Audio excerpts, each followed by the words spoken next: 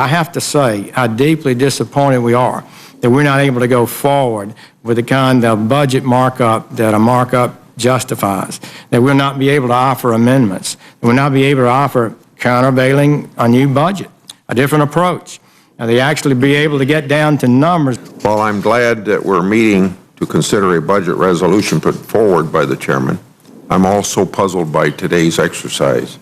Do we need to add another $1 trillion to the national debt before it's time to vote on a budget resolution, or maybe even $2 trillion before we vote?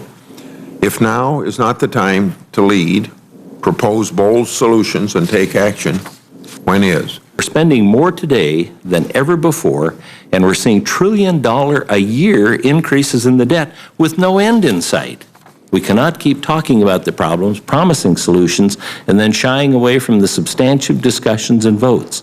I'm very discouraged about the fact that we're not going to move forward and take the necessary steps that will help us to build that foundation for the ultimate resolution of this issue by Congress. You can't get a budget if you don't vote. That's what we're here for, to take tough votes, to make hard decisions on serious problems and offer serious solutions. Very few businesses are able to survive very long if they don't have a budget or a vision for their business. No family can afford to do what we've done up here. So I think we're missing a great opportunity. I think it's unfortunate we are where we are. My hope would be that at some point we could come forward and actually produce a budget and have a debate where we have votes and have an opportunity to talk about what I think are the big issues facing this country and the crisis that's ahead of us if we don't act and act soon. I know, Mr. Chairman, you said this might be the wrong time to vote on a plan. It is the wrong time. We should have been voting it back in March. That's what the House did. 2 years in a row now, the House has met its responsibility. The American people also deserve a choice. And they can't make that choice if one side refuses to put their plan on the table, if one side simply refuses to vote for what they're for.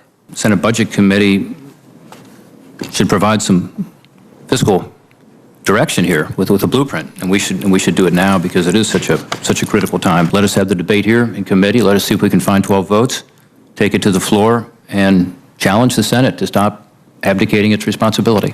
I just can't believe that someone would suggest to the American people that they ought to be the majority party in control of the United States Senate and not feel an obligation to lay out a plan that solves the biggest problem this country faces, which is the unsustainable fiscal crisis that we're in. But that's what we're hearing. That's what we see today. I'd love to do a markup. I'm willing to make the tough calls. I'm willing to vote on amendments. I'm willing to take tough votes and go defend them to my constituents. But that just doesn't happen around here. The fact is, it's now 3 years into the execution of a deliberate and determined policy by the Democratic leadership in the United States Senate to avoid responsibility for the financial future of America.